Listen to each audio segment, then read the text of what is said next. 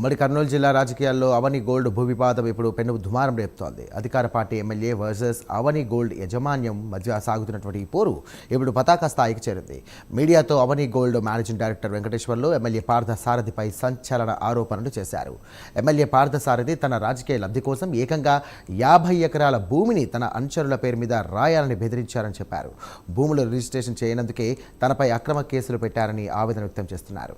అసలు ఈ వివాదంతో ఏమాత్రం సంబంధం లేని బీజేపీ మాజీ జిల్లా అధ్యక్షుడు కూడా కావాలనే కేసుల్లో ఇరికించడం దారుణమని విమర్శించారు. ఇక ప్రశాంత్ అనే వ్యక్తికి మా కంపెనీకి ఎలాంటి ఆర్థిక లావాదేవీలు లేవని తేల్చి చెప్పారు. కేవలం ఒక మీటింగ్ జరగడం తప్ప అతను మాకు పైసా ఇవ్వలేదని స్పష్టం చేశారు.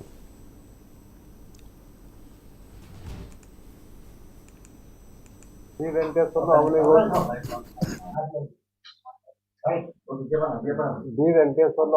కాంప్లైంట్ చేసే మేనేజింగ్ డైరెక్టర్. నేను అవని గోల్డ్ కంపెనీలో పనిచేశాను. 2013లో కంపెనీ డిస్టర్బెన్స్ అయింది.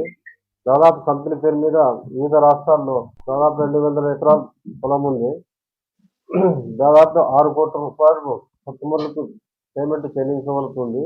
ఈ కేసు విషయం సిఐడి పరిధిలో జిల్లా కోర్టులో నడుస్తుంది.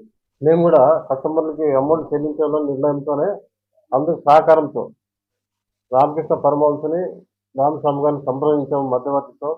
వాళ్ళు కూడా మాకు సహకారం అందించి కస్టమర్లకు పేమెంట్ ఇవ్వమని చెప్పినారు. దాంతో వాళ్ళు కూడా వాళ్ళిద్దరు కలిసి ప్రశాంత్ గారిని సంప్రదించినారు.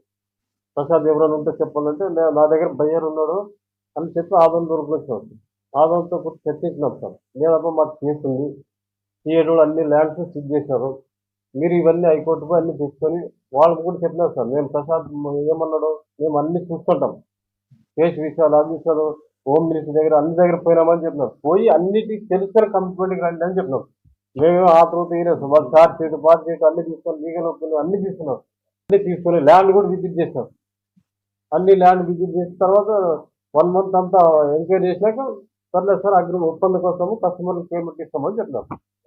తర్వాత 2025 జూలైలో అగ్రిమెంట్ అయిపోయింది సార్. తర్వాత ఆ పేపర్ కానీ మేము చెప్పినాం సార్, మా వాస్తవాలు చెప్పినాం.